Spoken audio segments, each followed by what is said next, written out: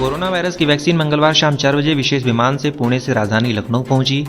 उत्तर प्रदेश के स्वास्थ्य मंत्री जयप्रताप सिंह ने एमओसी एयरपोर्ट पर 11 लाख कोविशील्ड वैक्सीन को रिसीव किया। इसके बाद वैक्सीन को कंटेनर में लोड किया गया, जिसको हरी झंडी दिखाकर स्वास्थ्य मंत्री ने वहां से रवाना किया। 16 जनवरी को राजधानी लखनऊ में KGMU, era, SGPGI, CSC mall और मोहनलालगंज सहित कुल 61 केंद्रों पर वैक्सीनेशन किया जाएगा। वैक्सीनेशन की मॉनिटरिंग लाइव फीड द्वारा की जाएगी।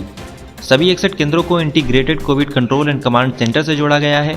इस सेंटर द्वारा सभी केंद्रों की मॉनिटरिंग की जाएगी। सभी टीमें कितने बजे अपने अपने केंद्रों पर पहुंची, हर 2 घंटे में किस केंद्र पर कितने लोगों का वैक्सीनेशन हुआ, कितने बाकी हैं, किस केंद्र के पास कितनी वैक्सीन और अन्य चिकित्सकीय स्टॉक उपलब्ध हैं आदि की रिपोर्ट कमांड सेंटर द्वारा सभी केंद्रों से ली जाएगी। हर बूथ पर महिला कांस्टेबल की भी नियुक्ति की गई है। साथ ही साथ सभी बूथ सीसीटीवी कैमरों की निगरानी में होंगे।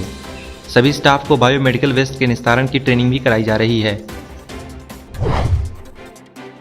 भोजपुरी गायिका नेहा सिंह राठौर के खिलाफ अपमानजनक टिप्पणी को लेकर जौनपुर में केस दर्ज किया गया है। नेहा के गाने चला देखिए आई जौनपुर के बीएड कॉलेज को अपमानजनक बताते हुए एसीजेएम चतुर्थ की कोर्ट में मामला दर्ज हुआ है, जिस पर 20 फरवरी को सुनवाई होगी। जौनपुर के बरस्टी के पूरे सभा के रहने वाले रवि प्रकाश पाल, धनंजय तिवारी और प्रमोद यादव ने पिछले महीने रजिस्टर्ड डाक के जरिए नेहा को लीगल नोटिस भेजा था। नोटिस में 15 दिन के अंदर जौनपुर वासियों से लिखित में माफी मांगने और उसे सोशल मीडिया पर पोस्ट करने को कहा गया था।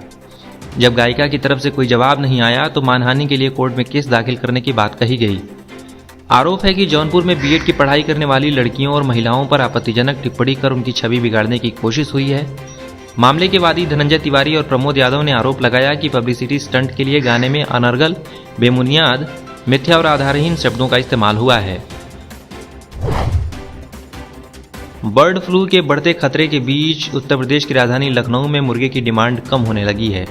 इस बीच नॉनवेज के शौकीनों ने मछली और मटन का रुख कर लिया है।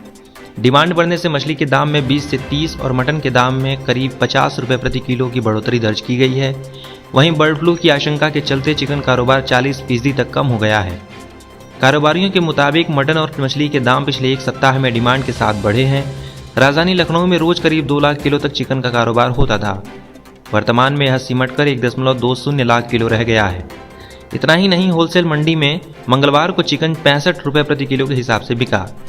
आम दिनों में मछली का कारोबार रोज करीब 300 क्विंटल का था। मौजूदा समय में यह बढ़कर 350 से 360 क्विंटल प्रतिदिन तक पहुंच गया है। जानकारों के अनुसार आने वाले दिनों में यह 400 क्विंटल तक पहुंच सकता है। हाईकोर्ट में अयोध्या की विवादित ढांचा विध्वंस मामले के 30 सितंबर 2020 के फैसले को चुनौती देने वाली रिवीजन याचिका पर आज अहम सुनवाई होने वाली है। याचिका दाखिल करके पूर्व उप प्रधानमंत्री लालकृष्ण आडवाणी, तत्कालीन मुख्यमंत्री कल्याण सिंह, बीजेपी के वरिष्ठ नेता मुरली मनोहर जोशी, उमा भारती, विनय कटियार समेत सभी 32 अभियुक्तों को बरी करने के विशेष अदालत के फैसले को गलत और तथ्यों के विपरीत बताया गया है। याचिका जस्टिस राकेश श्रीवास्तव की एकल पीठ के समक्ष सूचीबद्ध है। यह याचिका अयोध्या निवासी हाजी महबूब अहमद और सैयद अखलाक अहमद की ओर से दाखिल की गई है। याचिका में कहा गया है कि याचिका इस मामले में गवाह होने के साथ साथ विवादित ढांचा विध्वंस की घटना के पीड़ित भी हैं।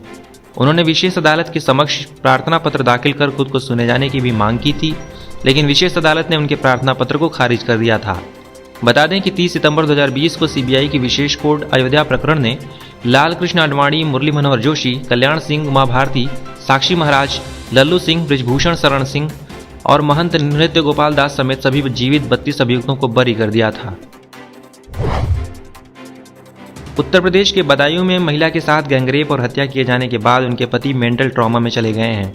हालत बिगड़ने पर उन्हें मंगलवार को बरेली के मानसिक अस्पताल में भर्ती कराया गया है। महिला के दामाद ने बताया कि सोमवार दोपहर उनके ससुर अपने कमरे में सो रहे थे। अचानक वह जोर से चीखने, चिल्लाने और अपनी पत्नी के बारे में पूछने लगे। वह पत्नी की तलाश में इधर उधर घूमने लगे। घर वाले उन्हें पकड़ने का प्रयास कर रहे थे, लेकिन वह नहीं संभल पा रहे थे। जब उन्हें उनकी पत्नी नहीं मिली तो उन्होंने कोयले से भरी अंगीठी उठाई और घर के बाहर भाग गए। किसी तरह घर वाले उन्हें पकड़कर घर के अंदर लाए तो वह दीवार पर अपना सिर पटकने लगे। बदायूं के एसएसपी संकल्प शर्मा ने बताया कि पहले उन्हें जिला अस्पताल ले जाया गया, लेकिन वहां कोई मनोचिकित्सक नहीं था। इसके बाद उन्हें बरेली ले जाया गया। दामाद ने बताया कि बरेली के मानसिक अस्पताल में डॉक्टर ने बताया है कि वह सदमे में है। बता दें कि बदायूं में 50 साल की महिला की गैंगरेप के बाद हत्या कर दी गई थी। मामले में जांच जारी है।